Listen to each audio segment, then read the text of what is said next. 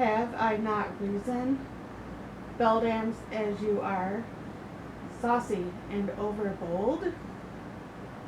How dare you to trade and traffic with MacBeth in riddles and affairs of death? And I, the mistress of your charms, the close contriver of all harms, was never called to bear my part, or show the glory of our art.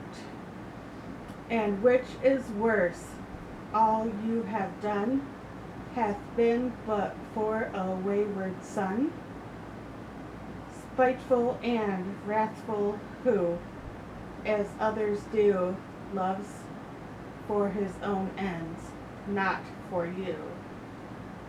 But make amends now, get you gone, and at the pit of Acheron meet me I, the morning thither, he will come to know his destiny. Your vessels and your spells provide, your charms and everything beside. I am for the air this night, I'll spend unto a dismal and fatal end. Great business must be wrought ere noon upon the corner of the moon. There hangs a vaporous drop profound, I'll catch it ere it come to ground, and that distilled by magic sleights shall raise such artificial sprites as by the strength of their illusion shall draw him on to his confusion. He shall spurn fate, scorn death, and bear his hopes above wisdom, grace, and fear. And you all know security is mortal's chiefest enemy.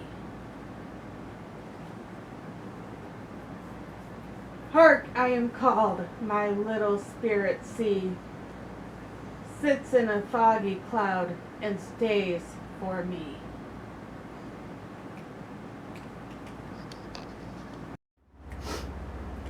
How now, you secret black and midnight hags, list you do?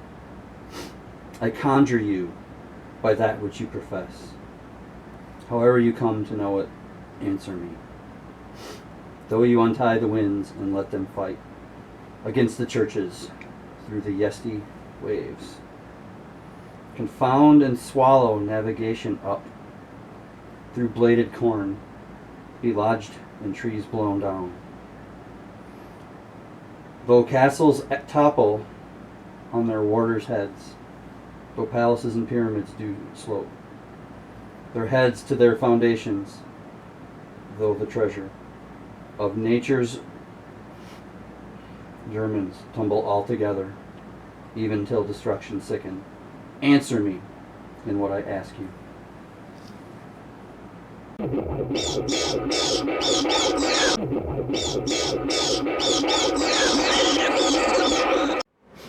Hey everybody, Grozz, GKBC.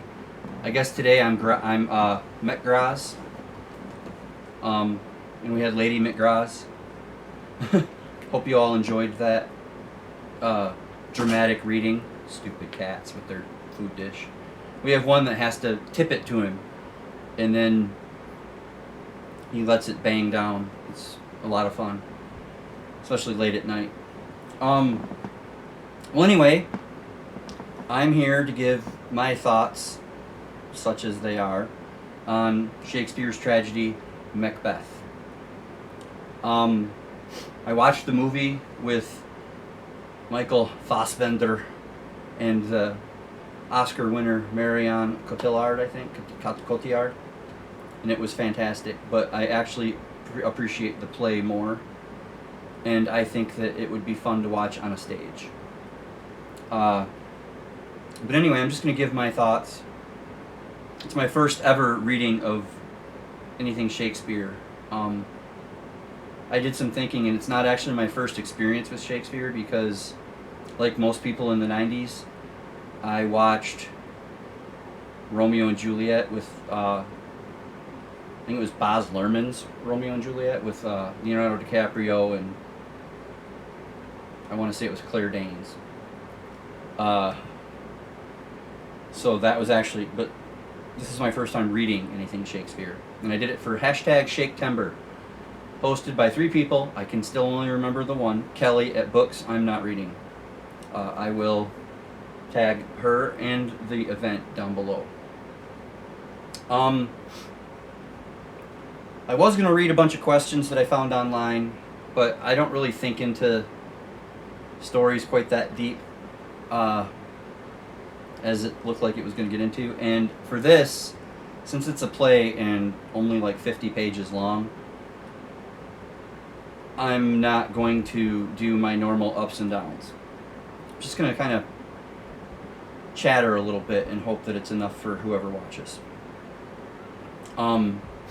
Like I said, I did this for Shaketember, which was the month of September. You had to read just one thing of Shakespeare's, and it sounded like fun because I've been wanting to read something in this book for almost a year since I bought it, or since it was bought for me. I can't remember what happened, but we got it at Barnes & Noble for $10.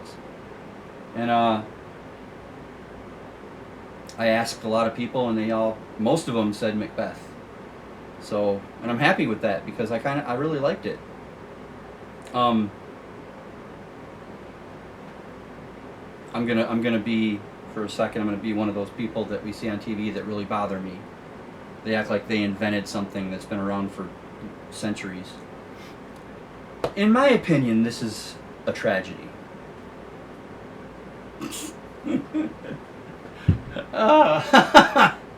Right? The doctor's right here making faces at me. Hey, you better stop or I'll make sure you're in the shot. Yeah, that took care of that. But no, it's like, they all act like they invented something. I was just kind of mocking all of them. But anyway, this is a tragedy. It's pretty sad because, see, the movie actually weakens the play, in my opinion. Or, not the play. It weakens the story. Because in the movie, they start with the main first scene is a big battle scene. And Macbeth is all heroic and everything. And you start off looking at him as heroic and honorable. And then he gets granted Thane, which I'm not real sure what that is. Governor of something, maybe? Maybe somebody who watches this can tell me what a Thane is, but I know it's kind of like a leader, like a mayor, maybe. And then it kind of says that he's in line to be a future king. So he starts out honorable and heroic and everything, but in the play, we really don't get that. The battle has already taken place, and he's already being named Thane. So really, in the play, when you first meet him, you've already got the workings of his brain where he's mad that somebody's in front of him for the kingship, not counting just the king. So he's already thinking, well, what can I do to be king? And then he gets together with Lady Macbeth, and together they hatch the scheme based on what the three witches have said, that he would be king, but it wouldn't be his line that continued. It would be the other general, Banquo. He wouldn't be king, but he would father the line of kings. Banquo would. There's a lot of interesting things about the royal line here. But basically, based on what the witches have said, and with the not so subtle urgings of Lady Macbeth, Macbeth himself goes upon a course to make sure he's king as long as he wants to be. He savagely murders the current king, Duncan. He chases the son of Duncan, who is next in line to be king, out of the area. And then he goes about murdering Banquo and trying to kill Banquo's son so that he can be king forever. And he murders all of Banquo's household. which, by the way, in the movie was a very hard scene to watch because he catches them all and he burns them basically at the stake, and it's pretty rough. A wife, young daughter, and 2 young boys all tied up and burnt. It's rough. But anyway, so then they start calling him the tyrant ruler, and there's not a lot said about his reign, but there's a nobleman. Oh, I apologize, I mixed that all up. I'm sorry. Banco's son escapes, and then they murder Banco. The people at the stake are the family of the nobleman MacBeth. I apologize. There's a lot going on in here, and a lot of the names are kind of similar. But MacBeth is another nobleman who suspects what MacBeth has done, and has joined up with the son of Duncan, the king, who got away, or who was forced out. And he finds out that MacBeth had his whole family murdered, and all of his servants, and his house burnt. And so on and so forth. And then the 3 witches get lambasted by Hecate, who you heard her soliloquy, so to speak, in the intro, which I hope everybody liked. That was AJ doing that. She did a spectacular job. And then I played a little bit of the MacBeth role in there. And MacBeth learns from the witches that no man born of a woman's womb can kill him. So he immediately thinks, okay, well, I'm going to live forever then, because everybody's born from a woman's womb. But we find out when he's on the battlefield fighting MacBeth, who, by the way, has heard this prophecy somehow, because MacBeth is really happy about it. We find out that MacBeth technically wasn't born of a woman's womb. He was, I guess, C-sectioned for whatever that was back then, because he was ripped from her stomach, or from her middle. They had to cut him out. So he technically wasn't born from a womb, so he is the one that can kill MacBeth, according to the prophecy. Which he does. MacBeth says, I'm not going to fight you, and MacBeth is like, okay, slice, and he just walks into the the Duncan's son's throne room and has MacBeth's head in his hand, and that's pretty wild. My favorite part, actually, in the play and in the movie, was how well they both did showing MacBeth going completely insane. He's seeing ghosts. Banco's ghost is at a feast haunting him, and he goes nuts in front of all of his guests, and people are kind of picking up on what he did to Duncan because he can't keep his mouth shut when he's going insane. I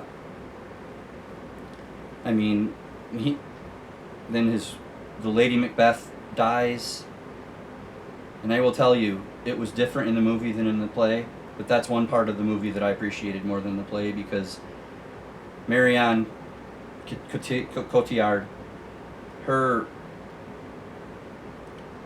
performance in that scene right before she turns up dead is chilling. I mean, honestly, I was watching it and late at night, and the hairs on my arms stood up. Hair on my arms. And it was great. Anyway, and that helps push MacBeth a little further over the edge. And on the battlefield, when he's slicing his way through all these Englishmen who have come to help MacBeth, and I think his name was Malcolm, was the son's name, the old king's son. He's slicing his way through all the Englishmen who came to help, and he sees ghosts telling him, beware MacBeth, beware MacBeth. And they're saying other stuff, and then then him and Macduff have their epic fight, and he could win, but he chooses not to because he's not. He says, "I'm not really afraid of you." And I already told you how that ended up. So this was my first Shakespeare read, not counting a few sonnets in high school. I mean, I've always kind of enjoyed sonnets and sonnet type things and poetry and stuff. So, but this is my first Shakespeare play, and based on my experience this time, and I think you might have saw it in the intro, I enjoyed it so much that it more than it is not. There's no probably about it. It won't be the last play I read by Shakespeare. I know he wrote tragedies a lot, but if somebody watching this can tell me, did he write anything happy? Because I would like to maybe read something happy by him if there is. You know, like something a little less insane, maybe. So let me see. I guess since I'm not rating this according to my normal rating system out of 10, I'll rate it for you out of 5.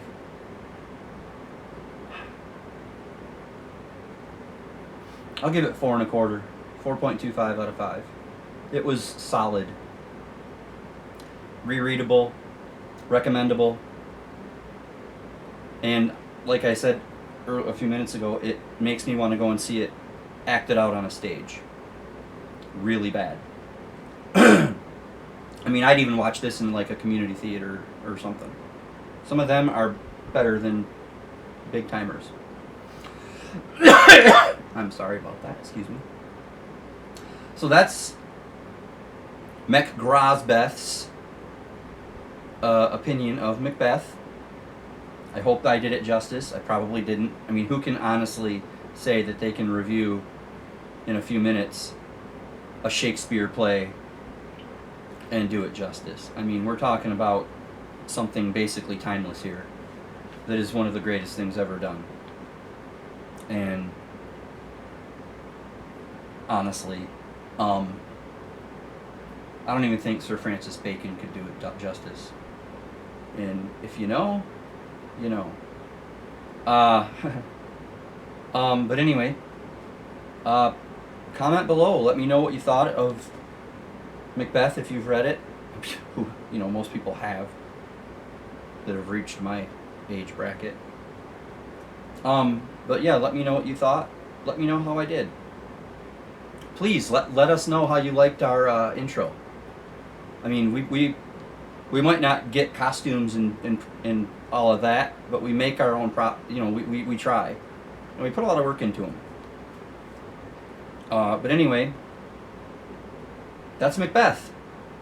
I'm not going to add anything else in from any other reading, because this needs to stand alone. If he hasn't written anything happy, then maybe let me know which play, not necessarily one of these 4, but which play you think I should read next. Because I'll try to read one a month. Why not? I've got nothing but time, and I read constantly, so. But anyway, that's Macbeth by Grozz from the GKBC, with assistance from the Daughter, and magnificent performance by AJ. And until next time, which will be probably tomorrow, I'm not saying what's coming, I don't know yet, but until next time, read more.